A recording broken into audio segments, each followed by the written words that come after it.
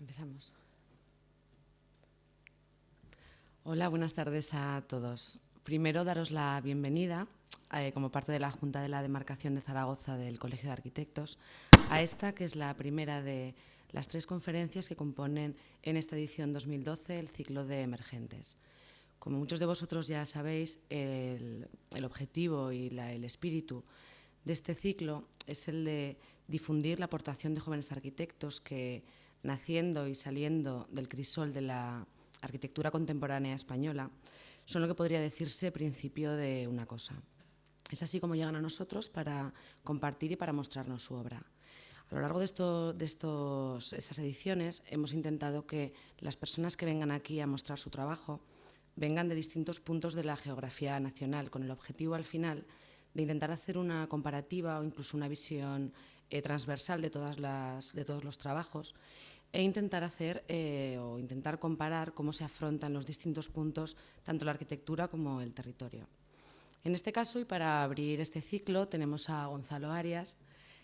Para explicaros brevemente algo de él, pues contaros que se licenció en la Universidad de Granada, donde también cursó un máster de Historia del Arte y Protección de Patrimonio, y otro de Diseño Urbano en Oxford. Ha colaborado en diferentes estudios en Londres y Granada, hasta que en 2000 fundó el suyo propio. Ha participado en muchos concursos, colaborando con otros estudios y a nivel individual, y dentro de estos a mí me apetece destacar uno, que es el Centro de Interpretación y Espacio Polivalente de los Arquillos en Jaén, porque fue una obra seleccionada para la 10ª Bienal de Arquitectura y Urbanismo en el 2009, fue nominada en la 8ª edición del Premio Provincial de Arquitectura de Jaén en el 2010, y en este mismo año se catalogó dentro del foro de Arqueaproxima. Decir también que ha participado en cursos y seminarios y que tanto su obra como su opinión ha aparecido en muchas publicaciones. Y sin más, pues os dejo con él, cuando quieras.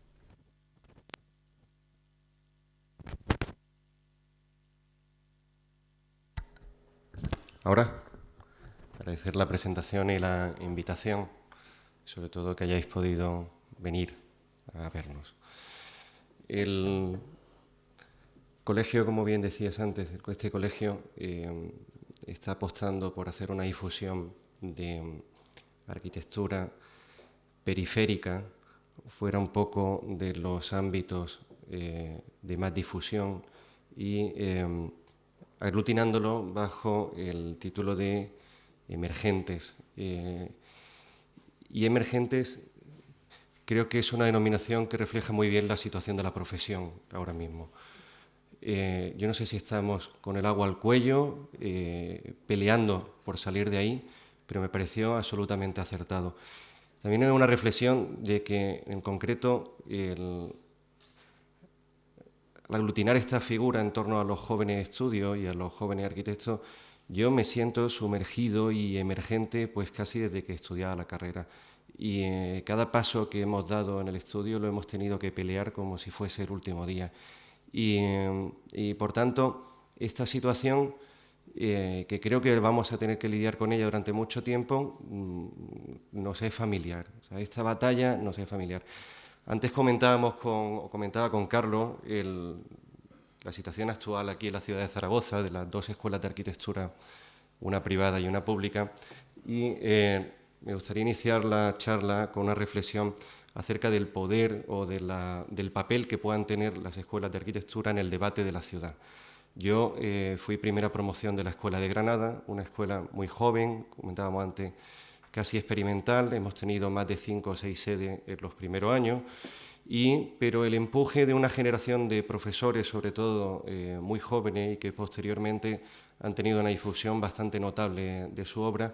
han producido un modelo, diría yo, de arquitecto muy comprometido con lo urbano, con la ciudad y con la visión patrimonial desde el proyecto de arquitectura.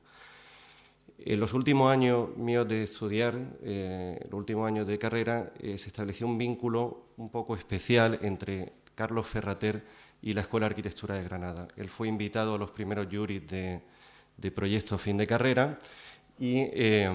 colaboró en distintos concursos con un estudio local que era el de Eduardo Jiménez Artacho y Yolanda Brasa.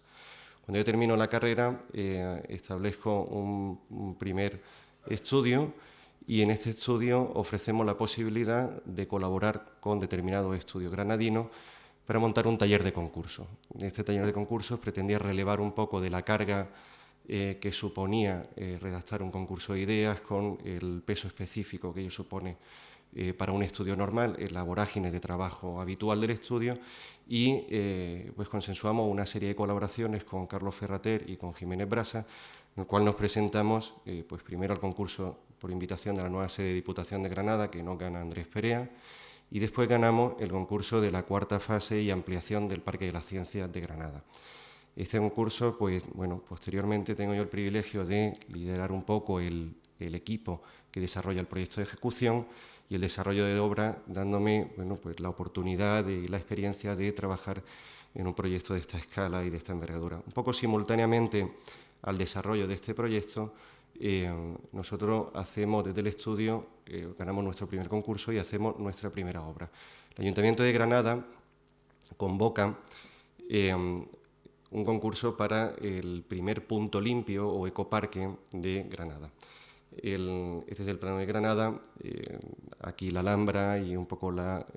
primero la ciudad antigua, los ensanches y la circunvalación de Granada, que pone un poco barrera y coto al crecimiento de la ciudad contra la Vega, que es esta gran mancha blanca que queda a este lado. La idea del ayuntamiento es generar 3 puntos de recogida selectiva de residuos, de modo que cubriese un poco todo el radio alrededor de la ciudad y pudiese tener una aproximación inmediata y muy cercana desde la vía de circunvalación. El primero que sale a concurso es el Ecoparque Norte. Este ecoparque o punto limpio se iba a implantar en un plan parcial industrial sin desarrollar, es decir, que nosotros ocuparíamos una primera parcela sin ninguna urbanización hecha, lindando por la parte delantera con un sistema general de espacios libres y sobre todo lindando con el gran espacio de la Vega de Granada, que es un espacio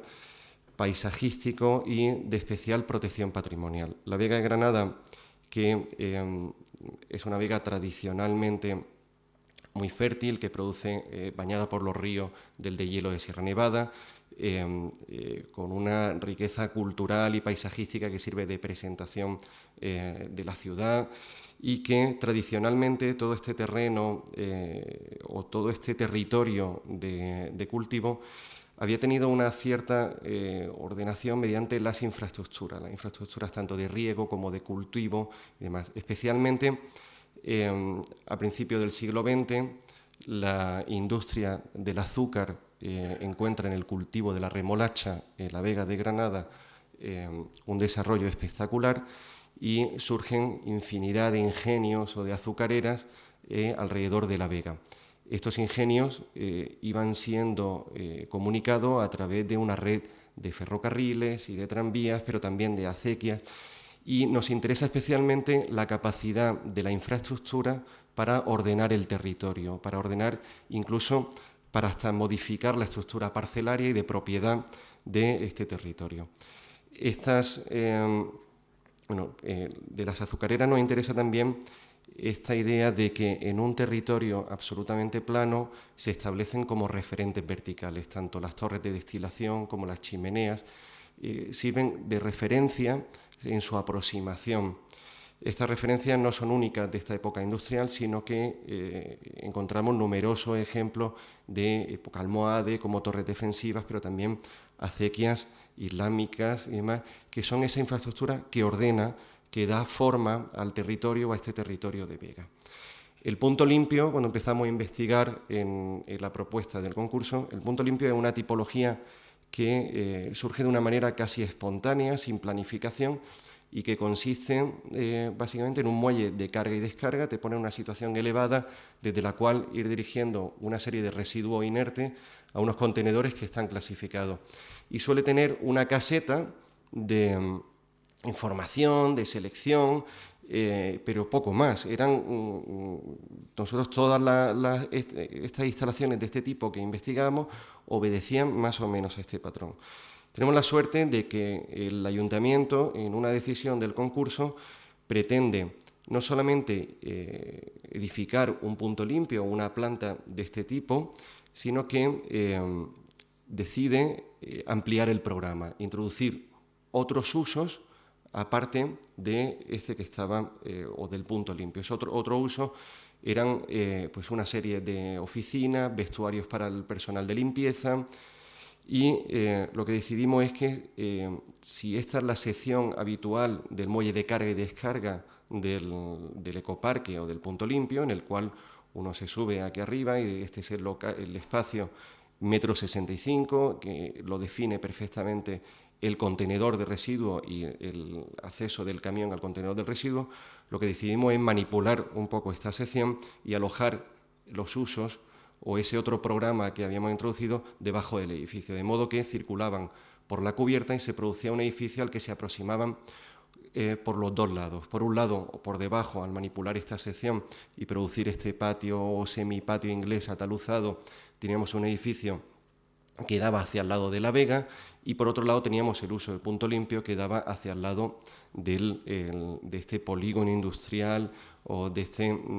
ámbito más industrializado, aunque estaba todavía sin desarrollar. La propuesta pasa, por tanto, por un elemento continuo o de sección continua que horada la topografía, generando esta suerte de patio, de modo que responde tanto a la dualidad del programa como a la dualidad del emplazamiento. Se produce o permite el acceso del usuario del punto limpio a su cubierta en un recorrido diferenciado a la retirada de los escombros que se iban a producir por este lado y que tenían que ser recorridos diferenciados. El edificio por la noche tiene otro uso. Por la noche vienen los usuarios o los trabajadores que van montados la flotilla del camión de la basura, aparcan los coches entre unas choperas que se plantan aquí, se cambian, recogen material, y toda esta franja por debajo del edificio van a ser lo nuevo, el programa que introducimos y que funciona solamente de noche, de modo que proponemos una piel translúcida que hará un poco de linterna hacia la autovía. De este modo queda una referencia a esas infraestructuras que veíamos inicialmente, una línea horizontal que aloja el programa horadándose, con una pequeña torre haciendo o recogiendo un poco esta referencia de las azucareras y de la alcoholera, y que era el punto de información y de acceso al ecoparque y al punto limpio. Vemos cómo los trabajadores accederían a este lado de aquí, por aquí bajan y a través de estos patios se comunican o ponen en servicio el edificio por otro lado. Aquí esta referencia absolutamente horizontal, casi de no edificio, pero también, por otro lado, vemos aquí estos son duchas. Aquí de noche se ve la silueta de los basureros duchándose, una cosa preciosa. Y bueno, esta sería, siempre intentamos plantear el edificio de esta dualidad, de la dualidad del uso, pero también de la dualidad del emplazamiento. El acceso, y aquí está la oficina del punto limpio, por la noche el acceso y la oficina que contabiliza los empleados que vienen, y también una serie de oficinas que quedan por aquí encima.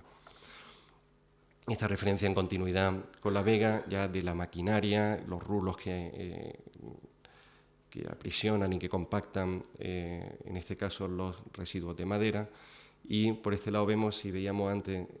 este lado del edificio, las choperas, como veis, en continuidad con el sistema general de espacios libres, intentando acotar estas zonas de aparcamiento. Por este otro lado, esta zona más industrializada del edificio que se presenta hacia el polígono industrial de otra forma. La ciudad de Granada, este es otro concurso que ganamos también y que hemos ejecutado con bastante dificultad, problemas,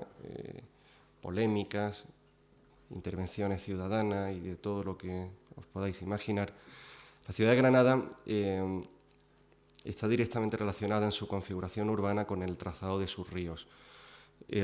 tanto el río Genil, que ha supuesto la barrera un poco al crecimiento de la ciudad histórica en su borde sur, como el río Darro, que tradicionalmente ha sido un río o que discurría por el interior de la ciudad, separando la colina de la Alhambra como la colina del Albaicín.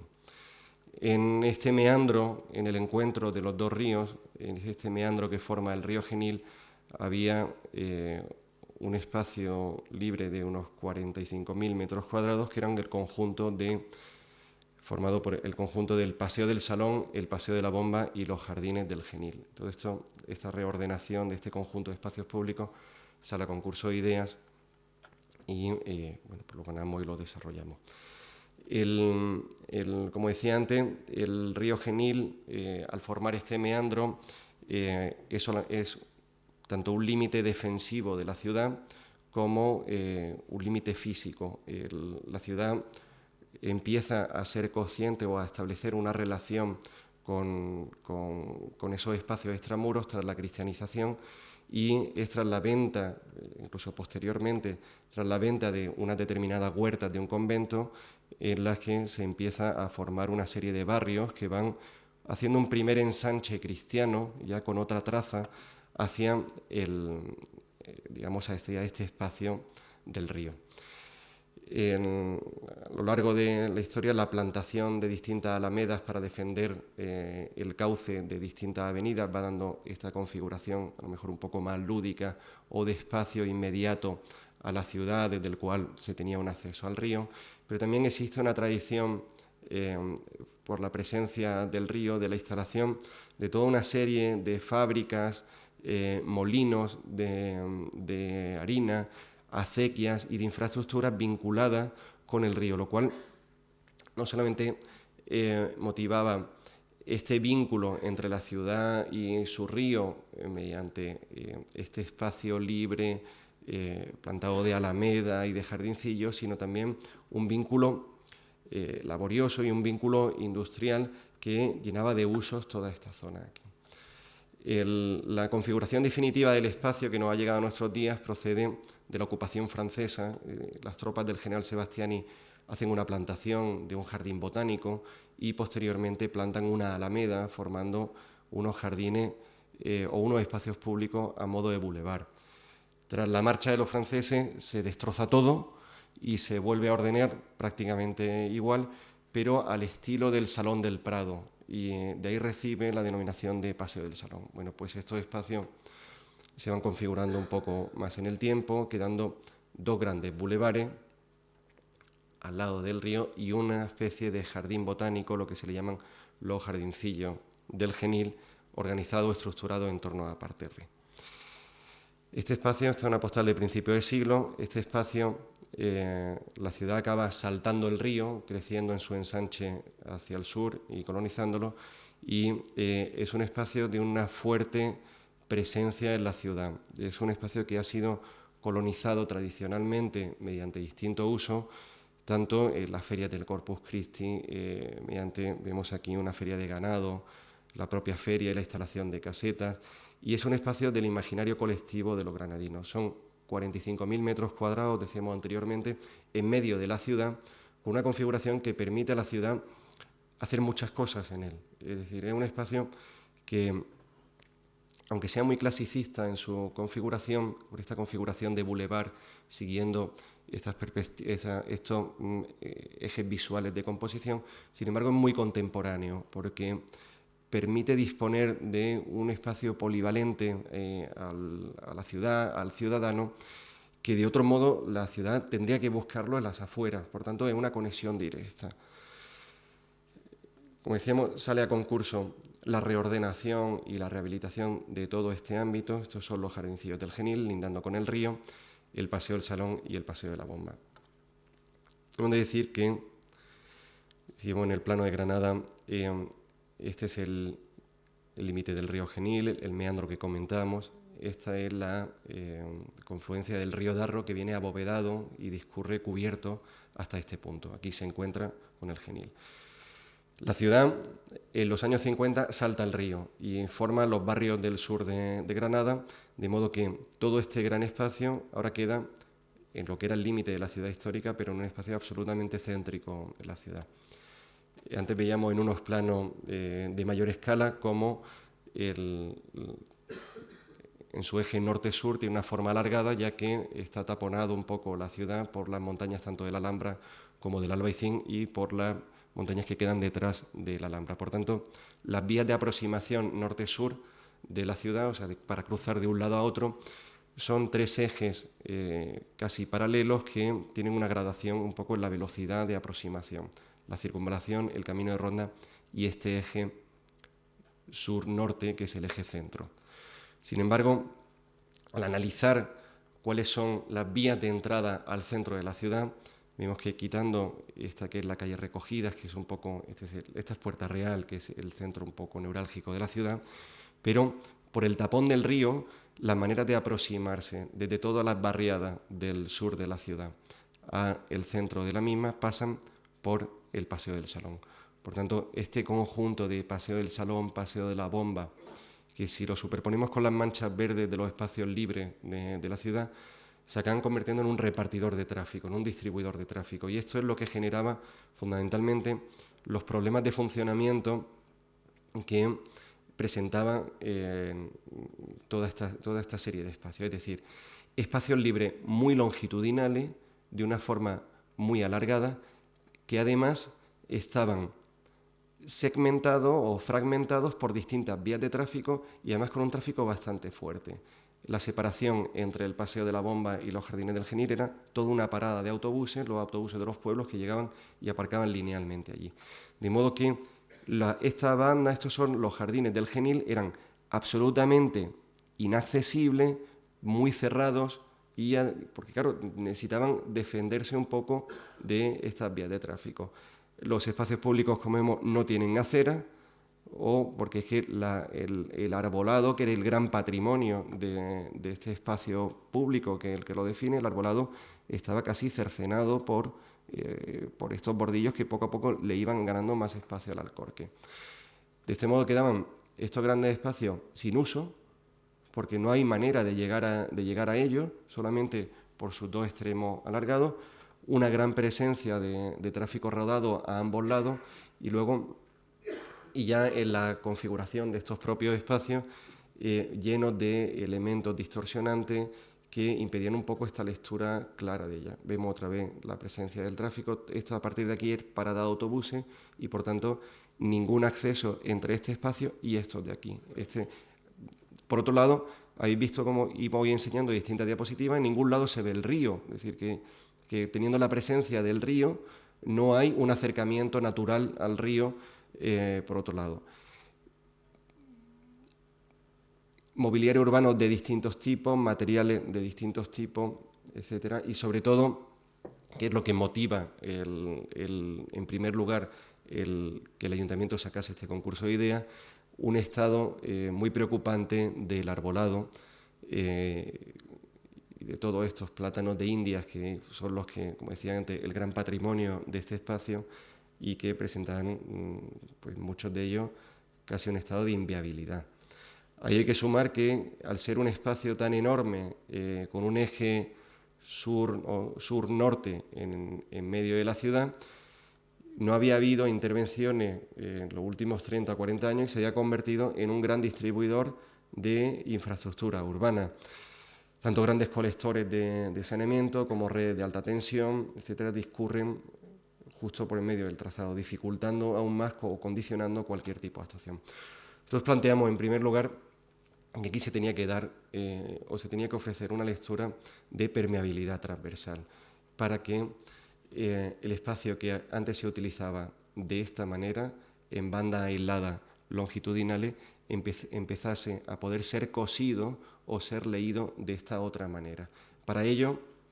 era fundamental que se eliminase el tráfico que separaba la banda de Jardines del Genil del Paseo de la Bomba y del Paseo del Salón y Paseo de la Bomba, reestructurándolo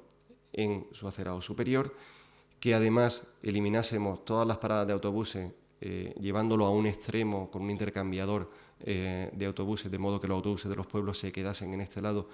y esto traería que, al dejar a la gente en estas paradas de autobús, soltabas al peatón por este lado y por tanto iban recorriendo hasta el destino centro. El gran problema de estos espacios es que, uno, no tenían accesibilidad por este lado y luego que únicamente tenían este tránsito. Es decir, todo el tránsito confluía a través de este puente y subían por la Carrera de la Virgen. Por tanto, proponemos, este es el plano del concurso, y además intencionadamente planteamos este plano hortera del concurso mediante una imagen nocturna y con muchas luces. Y lo hacemos porque tradicionalmente estos jardines habían tenido una sensación de inseguridad y de una cierta delincuencia asociada a ellos por jardines oscuros, inaccesibles, poco permeables y demás. Estos son dos colegios, el Sagrado Corazón de niñas y Escolapio de niños, y planteamos dos pasarelas peatonales. La idea es que no concentrar todo el tránsito de gente a través del puente de los Cinco Ojos o puente romano, sino ir distribuyendo la gente a través o dándole posibilidades para el paseo a través de distintos puntos, de modo que se haga realidad esa permeabilidad transversal. Aparte está la organización del tráfico o la peatonalización de este vial y la estructuración en esta era la propuesta del intercambiador que hacíamos, que tendría unas plantas de aparcamiento debajo en rotación y las grandes paradas de autobuses. O sea, en realidad era una marquesina o una cubierta que cubría el estacionamiento de los autobuses de los pueblos que estaban en continua rotación, los distintos puentes que planteábamos, etcétera. Aquí pone propuesta consensuada porque en el momento de iniciar la obra se paralizan la obra y nos hacen una declaración de bien de interés cultural del conjunto de todos estos espacios. Es la declaración de bien de interés cultural más rápida que ha tramitado la Junta de Andalucía en toda su historia. Y creo que se hizo como en, no sé, 7 días o 6 días se tramitó la declaración de bien de interés cultural. Por tanto, con una fuerte polémica y una presión ciudadana enorme, antes comentábamos la presencia en el imaginario colectivo de estos espacios para la ciudadanía, se hubo de hacer, pues yo creo que hasta 8 modificados del proyecto de ejecución, hasta consensuar una solución definitiva en la que estábamos permanentemente fiscalizados en cualquier detalle constructivo y solución que planteábamos y demás. Al final, todos los fines que pretendíamos en el concurso de ideas, yo creo que se han conseguido en la propuesta con una formalización que al final a la propuesta consensuada que llegamos fue a recuperar lo esencial del bulevar clásico, a disminuir las velocidades de circulación y, por supuesto, peatonalizar el vial intermedio y hacer un ejercicio de absoluta limpieza y contención, tanto en la organización de los espacios como en el uso de materiales, en reducir las soluciones constructivas, en mimar y en cuidar los detalles de cantería y de solución de cada uno de los encuentros. Y bueno, este es el resultado final, que parece que no se ha hecho nada, ¿no? Pero que a mí me recuerda es que las obras buenas son las que parece que no se han hecho nada. A mí me recuerda esta imagen de principios de siglo, la que estaba antes de esa contaminación de añadidos y de intervenciones posteriores que se habían ido haciendo. Esta es una fuente que nos colocaron antes del inicio de la obra y bueno, se trabajó con talleres específicos para implementar nuevas luminarias sobre estas lámparas de fundición artística. Paseo de la Bomba, ya restaurado con la vista de Sierra Nevada, se restaura también el kiosco de la música, infinidad de pequeños elementos catalogados. Este era un poco esto que os comentaba antes, del detalle, la sección en la piedra, de que el bordillo fuese un elemento más del mismo trazado, la misma dimensión y además macizo, en un cierto calidad en la elaboración de estos detalles, ¿no? En el encuentro del pavimento rugoso con el paso de peatones, etc.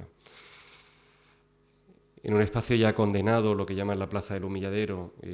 nos permiten hacer una propuesta que debía de tener también una lectura de materiales similar, pero una configuración distinta.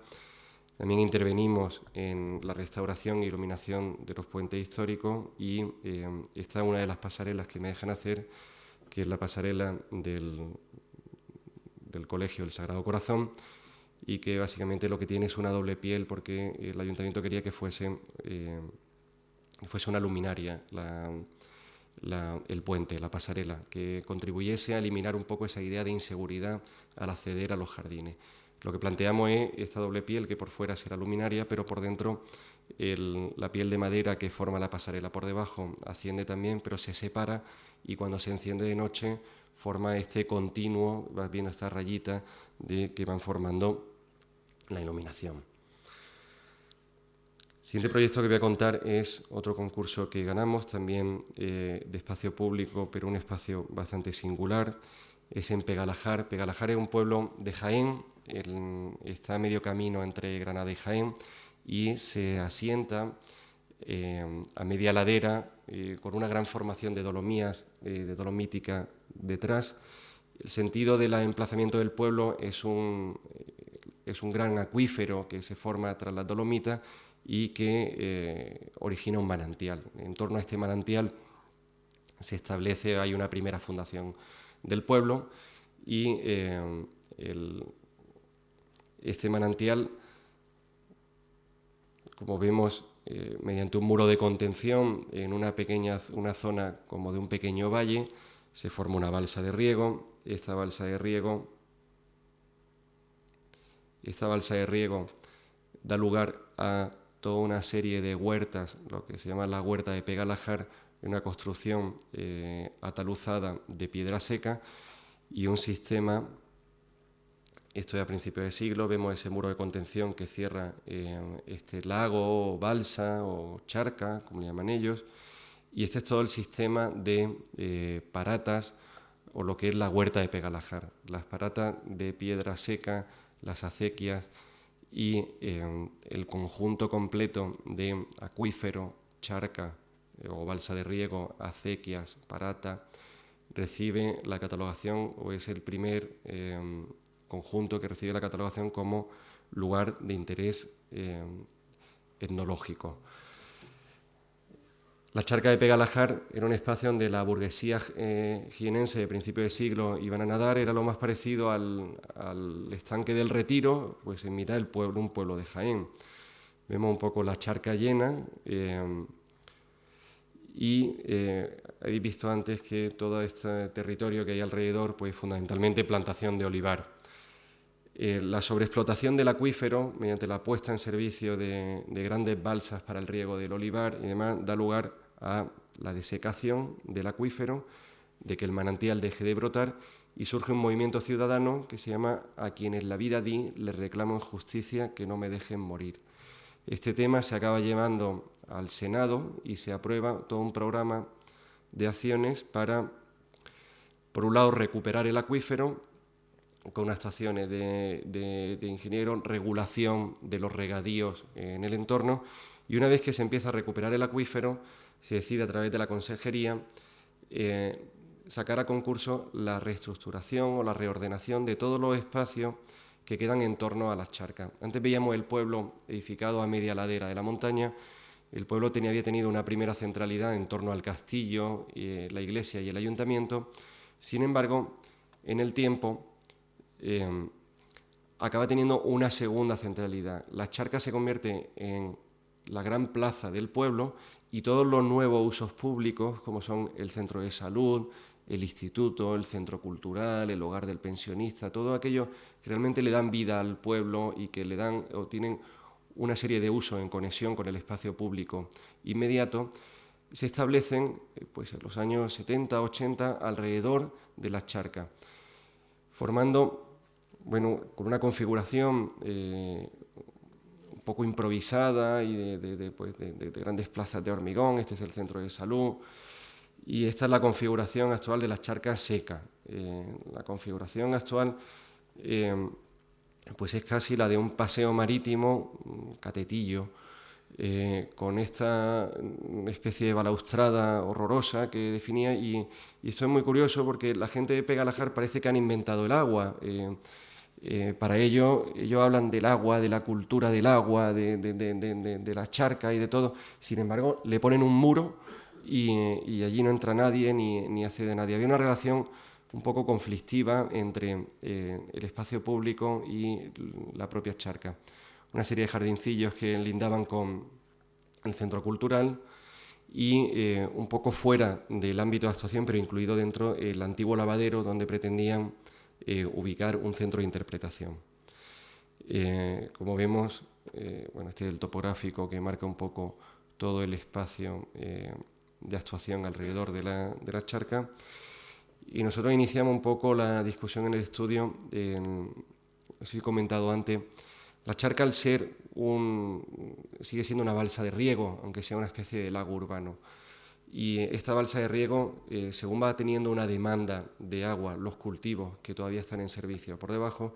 va teniendo unos cambios de nivel. Y por tanto, el cambio de nivel es constante cuando la charca tiene agua que ya tiene. Por tanto, nos interesa mucho estos estados intermedios o esta idea de mareas que al subir y bajar descubren territorio o descubren estos espacios pues, de playa o esta función del agua descubriendo estos estados intermedios. Veíamos cómo, esto que comentábamos antes, la diferenciación o la separación entre el espacio público y el agua se producía a través de un plano, en este caso aquella balaustrada,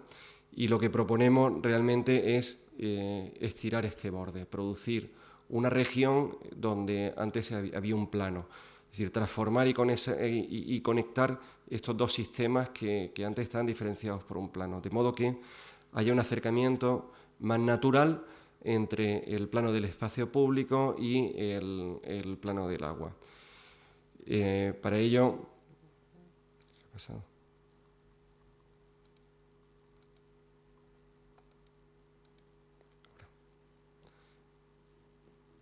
Bueno, para ello contábamos también con el agua, con estas subidas y bajadas como elemento también constructor de distintos espacios, de modo que pudiese en sus crecidas o decrecidas ir descubriendo distintos estados del espacio público y distintas formas también de acercarse al agua. Como vemos, comentábamos antes una serie de usos que en la actualidad dan sentido al espacio público e intentamos adaptar la configuración que hacemos del espacio público a tanto los usos propuestos como nuevos usos potenciales que se podían producir. Esta es la planta con la que ganamos el concurso, en la que fundamentalmente hacemos este dentado. Dejamos libre el recorrido alrededor de la charca porque era un paseo que se produce de una manera natural en el pueblo en la actualidad, pero que además nos interesaba. Y ahora lo que hemos hecho un poco ha sido trabajar a partir de ese desarrollo o de ese esquema perimetral en torno a la charca, para poder trabajar hacia un lado o hacia otro. Este es un poco el resultado final o este render de concurso en el que vemos, bueno, estas son las barquitas que no son las del estanque del Retiro, son las que ellos tienen allí ahora mismo y este uso se produce en la actualidad. Para el centro de interpretación lo que proponemos fundamentalmente es recuperar el uso de circulación del agua a través del lavadero, parametrizar esta cantería concertada con el llagueado hexagonal, de modo que lo utilizásemos casi como forma de entrar el agua y exponíamos en un recorrido perimetral alrededor del lavadero. Esta es la ermita que hay ubicada sobre el manantial. Por debajo de la ermita está el nacimiento de agua. Aquí se puede visualizar el agua y a partir de ahí,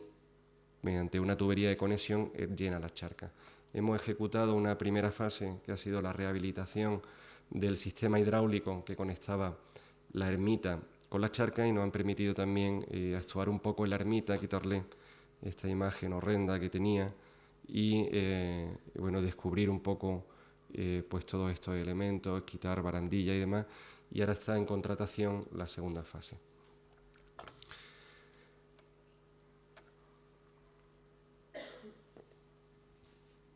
Bueno, el centro de interpretación de Olavide, que comentabas antes, surge para celebrar el 250 aniversario del establecimiento de la Villa de Arquillo. La Villa de Arquillo se establece como una de las nuevas poblaciones que Carlos III establece para cubrir un poco el vacío que hay en el camino real a Andalucía, especialmente en todas las estribaciones de Sierra Morena, y evitar, por tanto, el acoso de los bandoleros y de bandidos al tráfico de personas y de mercancías. Surgen toda una serie de poblaciones que se regulan mediante el fuero de las nuevas poblaciones y que se convertirían en una región independiente o en uno de los nuevos reinos de Andalucía. El intendente es Pablo Olavide y son ciudades que se rigen, como decíamos antes, por el foro de las nuevas poblaciones, y estas poblaciones se colonizan con colonos normalmente suizos, alemanes, holandeses y flamencos generalmente. De hecho, en muchas de estas ciudades todavía abundan apellidos alemanes. Es curioso. Son ciudades con trazado clasicista y podámico, y entonces aquí nos proponen en una parcela un poco al margen del pueblo, este es el pueblo de Arquillo, en un pequeño ensanche que se produce ya a la salida del pueblo, la carretera Linares, se plantea el concurso para hacer un centro de interpretación de la figura de Pablo de Olavide. Nosotros vamos a visitar este solar yo creo que era a mediados de julio, con un calor horroroso, y realmente es el único sitio del todo el pueblo en el que había algo de verde, por decir algo bueno de este espacio, sin mucha ligación con la trama urbana, y por otro lado era un poco el sitio donde se habían ido aglutinando los equipamientos culturales del pueblo. Está la biblioteca, aquí está la guardería, aquí en la biblioteca también están los locales de asociaciones, y estas eran las viviendas de la antigua colonia escolar. De hecho, el emplazamiento propuesto es el que ocupan en la actualidad estas viviendas de la colonia escolar. Esto era un poco lo que comentábamos, este poquito de verde que de repente tenía el pueblo, y de frescor y demás, y luego, pero organizada una parcela absolutamente desconectada, sin relación entre sus calles, sin capacidad urbana de poner o en relación los distintos equipamientos. Entonces empezamos a reflexionar acerca de esta situación intermedia entre el tejido residencial y este tejido o esta situación entre agrícola e industrial que se daba en la periferia del pueblo, decidiendo que el equipamiento es el que tiene que hacer la transición entre lo residencial y lo industrial.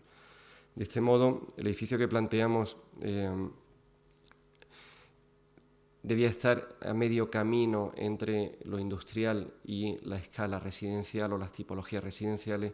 y organizamos el uso mediante una doble crujía que también además ganaba en escala desde el espacio público hacia el paredón que formaba detrás la Casa de la Juventud y los locales de las asociaciones, de modo que quedaban las dos grandes salas de exposiciones que se utilizarían con una esclusa intermedia mediante un proyecto de adaptación museístico, y la crujía de servicio, bueno, con aseo, recepción y administración del centro de interpretación. Giramos el edificio y lo ponemos en este sentido para permitir también una cierta operación de transformación de toda la parcela, para poner en conexión la biblioteca, el acceso de la biblioteca con el del futuro centro de interpretación,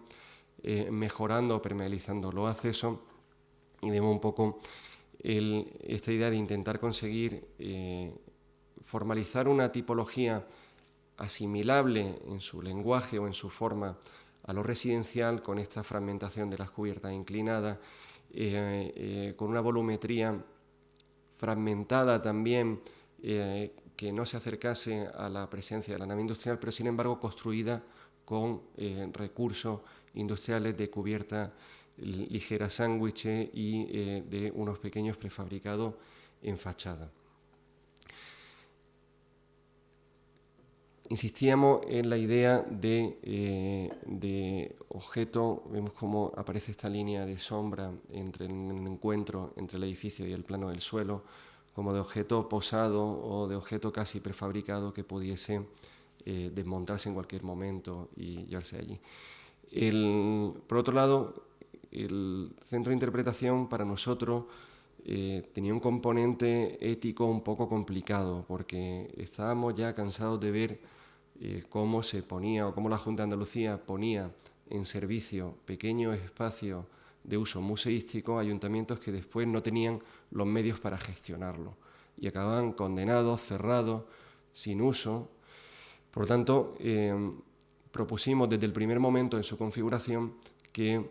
el centro de interpretación, en el caso de no prosperar o de no encontrar financiación o de no poder seguir utilizándose, debía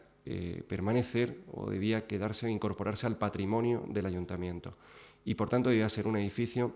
muy adaptable y que sirviese para distintos usos, es decir, un pequeño equipamiento para el municipio. De ahí la configuración, como decíamos antes, en estas dos grandes salas, los aseos iban a estar siempre y la esclusa permitía organizarlo. Y bueno, dábamos distintas opciones de configuración, tanto biblioteca como para hacer celebraciones, cine, conferencias, para pequeños gimnasios, reuniones, aulas de formación, etcétera. Actualmente está en servicio como centro de interpretación y de momento funciona y está funcionando bien. Quitando el proyecto de adecuación museístico que hicieron una gente que le gustaba mucho pintar así en colores y demás, el edificio está funcionando de momento. Vamos a contar ahora un par de concursos que hemos ganado recientemente. Uno de ellos acabamos de entregar el proyecto de ejecución y otro vamos a comenzar ahora mismo. Emasagra es la empresa municipal de aguas que gestiona tanto la distribución de agua potable como el saneamiento en la ciudad. Hace unos años vende parte de su accionariado al grupo Akbar y comienzan una estrategia de adquisición de empresas municipales en todo el entorno metropolitano y en la aglomeración urbana de Granada, pasando de ser una empresa que da servicio municipal a la ciudad de Granada a una empresa supramunicipal y que tiene un poco esta vocación de dar servicio a la aglomeración urbana. La sede actual de Emasagra está en el barrio del Realejo, en un barrio muy céntrico y de difícil acceso, y consta de un palacete y un edificio de servicio, y pues su crecimiento en los últimos años les plantean la necesidad de tener una sede mayor. Pasan, por tanto, vemos esta la Alhambra, justo a la falda de la Alhambra, el barrio del Realejo, pasan, por tanto, de esta ubicación en el centro de la ciudad, que tenía servicio cuando eran una empresa municipal, a plantear una ubicación a pie de autovía y de un edificio de mayor escala para dar servicio a el público o el usuario que ya no iba a ser el de la ciudad de Granada solamente, sino el de toda la aglomeración urbana, y que pudiesen llegar de una manera inmediata sin tener que pasar por el tráfico conflictivo y de la falta de aparcamiento en el centro de la ciudad. El solar es un solar de equipamiento en una zona recientemente urbanizada. Se da la circunstancia de que muchos de los equipamientos que tienen una relación, digamos, supramunicipal o que tienen una relación con la aglomeración urbana se están estableciendo en el entorno de la autovía, siendo la autovía el modo un poco de tener visualización de estos equipamientos. Aquí está la sede de Diputación, aquí está el edificio de las consejerías de la Junta, y esta iba a ser la parcela de equipamiento en la que iba a disponer o donde íbamos a ubicar el edificio. Tiene una forma rectangular. La normativa urbanística nos plantea un retranqueo de unos 5 metros y vemos un poco la orientación. y las condiciones nos permiten ejecutar 8 plantas en 6.000 metros cuadrados. 8 plantas para Granada es una torre. Y nosotros de repente veíamos la oportunidad, si es que nosotros queremos hacer una torre, y 8 plantas en Granada es que hay muy pocos edificios de esa altura. Además, todo lo que hay alrededor pues es de menos altura y está un poco esponjado, es decir, que no tiene la densidad del centro histórico. Está, por otro lado,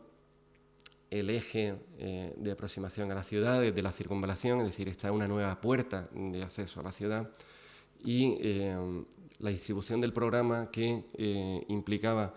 una graduación del uso o los usos más públicos que se debían encontrar en planta baja, la atención al usuario, una serie de salones de actos, aulas de formación, cafetería, y se iba reduciendo según se iba ascendiendo en privacidad hacia arriba, donde ya iban a ser plantas de oficinas, departamentos, etc. Por otro lado, la empresa Emasagra intentaba formar esta idea de hito urbano, de referencia en la ciudad, de oficina panorámica con estas vistas 360 grados también hacia Granada, que es una ciudad con una cierta topografía, y si el plano es Sierra Nevada por detrás.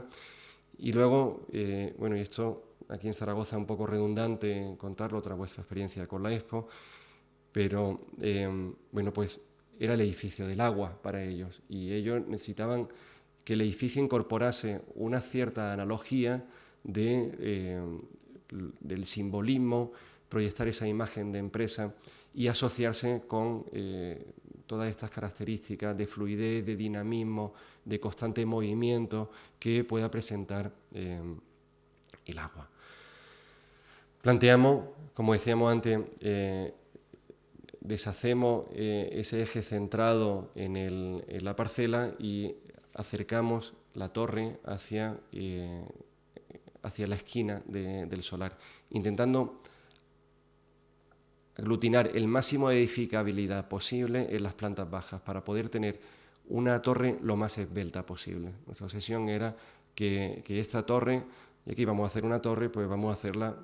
pues, todo lo torre que pueda ser en Granada, ¿no? Pues si 8 plantas es lo máximo que nos dejan, vamos a poner una planta de instalaciones encima para que todavía sea más alta y va a hacerla lo más esbelta posible. El programa es un programa un poco complejo, con 2 grandes plantas de aparcamiento, la zona de atención al público, y vas viendo cómo poco a poco el edificio se va reduciendo hasta acabar en las distintas plantas de torre. Planteamos un centro,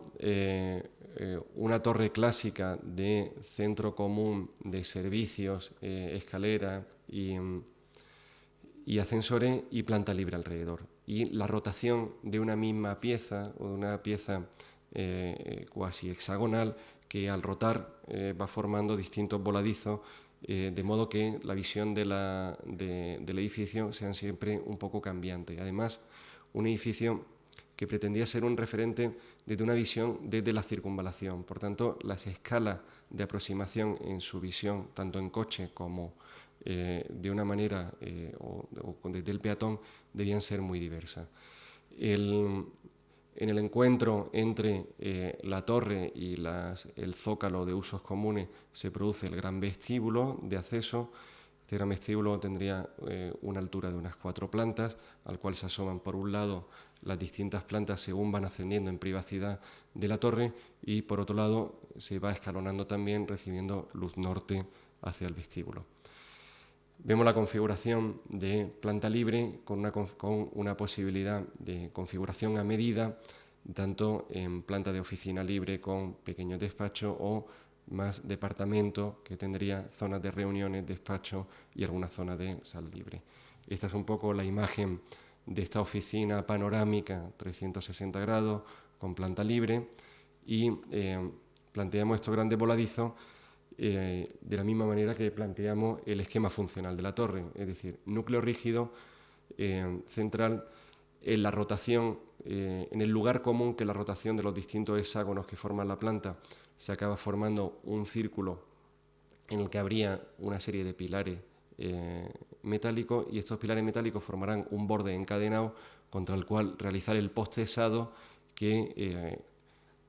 el postesado de estos voladizos, que en algunos casos, bueno, aunque parece más, pues solo son 6 metros en voladizo en planta. Esta es un poco la imagen final del edificio, intentando dar continuidad a los movimientos entre las distintas plantas, con esta idea también de edificio que sea muy cambiante en sus distintas perspectivas o en su forma de aproximarse a ella. El año pasado ganamos el concurso para ampliación de la Facultad de Bellas Artes, acabamos de entregar el proyecto de ejecución y está saliendo a contratación ahora mismo. La Facultad de Bellas Artes se implanta sobre lo que fue el primer manicomio o el primer hospital de salud mental de Granada, que se construye a principios de siglo en una finca en las afueras de Granada. Toma un poco el paradigma de hospital horizontal racionalista que se estaba empezando a implantar, y se trata de un edificio formado en torno a pabellones, configurando en esta sección como de crujía continua, configurando una serie de patios en el que cada una de las distintas dolencias o afecciones tendría un poco un tratamiento especializado, y la idea de que el enfermo tendrá un beneficio de su enfermedad con el contacto con el espacio exterior y con el contacto con la naturaleza, etc. Se inaugura, porque las obras se ven interrumpidas por la guerra civil, en el que es incautado por el ejército y ponen un polvorín allí y estalla y demás, y finalmente de toda la serie de pabellones solo se construye el edificio principal y 2 pabellones traseros. Se inaugura en el 55, y en el 85 se cede por parte de Diputación a la Universidad de Granada. La Universidad de Granada implanta la Facultad de Bellas Artes en este edificio. Y el edificio que se presta, porque tiene unas crujías de una dimensión bastante grande, luces o alturas de techo en torno a los 5 metros también, y por tanto el edificio se prestaba muy bien para implementar el uso de esta Facultad de Bellas Artes, que es una facultad no al uso, porque tiene muchos talleres de distintas índoles, etc. Pero hay una serie de espacios que tienen otros requerimientos dimensionales y que la Universidad de Granada los va produciendo, los va solventando de una forma casi provisional y con una serie de instalaciones construidas de una manera rápida para alojar fundamentalmente los talleres de escultura de la facultad. Aquí están pues esculturas, metales, cerámica, talla de piedra, talla de madera, etc. Y posteriormente se construye un nuevo edificio de audiovisuales, que es esta parte de aquí. Aquí hizo Santi Cirujeda su primer edificio, justo aquí fuera, que ha sido desmontado hace muy poco. Se llamaba Aula Abierta, esto de aquí. Bueno, este es el estado actual de la facultad, y contrariamente a lo que se podía imaginar, resulta que la Facultad de Bellas Artes no utiliza de una manera natural el potencial del edificio, es decir, la organización en torno a estos patios. Podía parecer que una actividad como la de la Facultad de Bellas Artes iba a colonizar todos estos espacios de una manera muy natural, mediante instalaciones, mediante aulas al aire libre, y sin embargo todo el espacio en el entorno o todo el espacio libre en el entorno de la facultad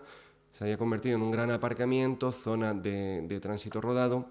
Esta es la zona que comentaba antes, de ampliación, donde había un edificio que descubrimos de los años 70, que era la antigua lavandería del hospital psiquiátrico, y que nos interesaba bastante pues por su configuración, el dentado de sierra, etc.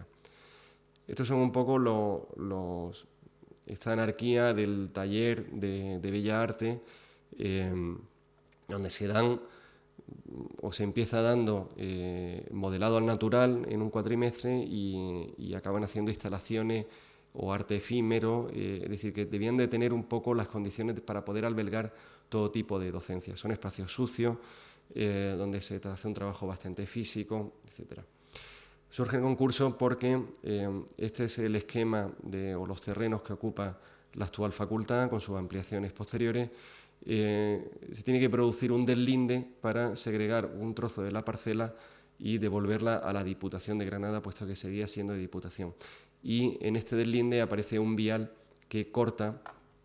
la actual facultad. En este punto deciden convocar un concurso de ideas para demoler estas instalaciones que habían sido hechas de una manera un poco rápida y que habían durado ya 20 años, sustituirlas por unas nuevas instalaciones o hacer un nuevo edificio para los talleres de escultura, pero también unificar en una única parcela todas las titulaciones que estaba dando la Facultad de Bellas Artes, que otra de las titulaciones era el grado de conservación y restauración de bienes culturales, que actualmente se daba en un palacete en el barrio del Albaicín. Y por otro lado, aprovechar la edificación de esta nueva pieza para reflexionar sobre los espacios exteriores de la parcela, la utilización del coche y del peatón, de los distintos espacios, es decir, reordenar todos los espacios exteriores de la parcela. Nosotros partimos de la base de que obviamente tenemos que conservar el edificio catalogado, que es el del antiguo hospital psiquiátrico, pero decidimos mantener la antigua lavandería, que está en esta posición, y obviamente el nuevo edificio de audiovisuales, que aunque no nos gustaba, pues era un requisito del promotor, en este caso de la Universidad de Granada. Este es el sistema un poco de patios abiertos definidos por la edificación, que a nosotros nos interesaba bastante, pero que no estaba realmente puesto en uso. Y encontrábamos, bueno, pues todo esto de aquí en naranja son las manchas de distintos aparcamientos, que obviamente al cercenarse la parcela y al cortarla para introducir un nuevo vial aquí, no iban a tener la capacidad de rodear a los edificios y por tanto debía reestructurarse y de organizarse. Hacemos un planteamiento que pasa por la permeabilidad del edificio existente para poner en conexión los distintos patios, reestructurar las bandas de aparcamiento de modo que se limiten a esta franja central, en esta zona aquí en el acceso al edificio principal, las más representativas, y aquí el aparcamiento de alumnado, de modo que la movilidad a lo largo de la parcela, que es bastante grande, pues sea en bicicleta, bueno, aparte de los aparcamientos que luego se han ido repartiendo por todos lados. Y decidimos plantear un edificio que se sumase a este sistema de patio que el edificio original creaba, de modo que, aprovechando la inercia que ya creaban este sistema de patio, abríamos este patio que estaba cerrado por una valla aquí. El edificio generaría una plaza cubierta que haría la transición entre este patio y el siguiente, de modo que a un lado quedaría el grado de conservación y restauración de bienes culturales, a otro lado quedaría el departamento de escultura, y en una primera planta, uniendo ambas partes, quedarían los usos comunes de aularios, cafetería, etc. Esta es un poco esta idea de permeabilización a través del nuevo edificio, la conexión entre no solamente el nuevo que hacemos, sino el edificio de audiovisuales con la actual facultad, las intervenciones y la especialización, las intervenciones tanto de permeabilización, de señalética, de especialización de los pavimentos para producir tanto espacios expositivos como zonas de trabajo al aire libre, la posibilidad de cubrir mediante lonas retráctiles algunos de estos patios para favorecer su uso como zonas de trabajo. Vemos en planta baja, esta sería la gran plaza cubierta que relaciona este patio con este otro, las operaciones de permeabilidad transversal que se dan en estos otros patios, la organización de las franjas de aparcamiento, y vemos cómo estos son los grandes talleres que quedan en planta baja, que son aquellos que tienen o que necesitan tener un acceso inmediato porque manejan grandes materiales o materiales pesados, tales como talla de piedra, hornos de metal, etc. El edificio lo proponemos que se ejecute en el mismo ladrillo en el que estaba hecho el psiquiátrico, pero en la tradición, en esta tradición granadina, tanto de secaderos de tabaco como de edificios fabriles, de la ejecución de la celosía de ladrillo. Y la celosía de ladrillo, en este caso, En este caso tiene sentido ya que defiende grandes paños acristalados que eran necesarios para determinados talleres y también cubriendo las zonas de circulación. El proyecto de ejecución que hemos presentado recientemente resolvemos el vuelo de los 25 metros, que es lo que quedaría de esta punta a esta otra punta, generando una losa nervada en la que el postezado se hace al nervio y no a la losa, y esto nos permite, bueno, pues aligerar bastante también el costo económico del mismo. Esta sería la planta superior en el que el recorrido ya es cerrado y los distintos talleres que quedan en planta baja con esta relación cruzada entre una plaza y la otra plaza que queda abierta y esta plaza cubierta donde se rutinarían o que serviría para el desempeño de la terraza de la cafetería, pero también del economato, la tienda, la zona de recepción y administración de la facultad, etc. Y bueno, eso es todo por hoy.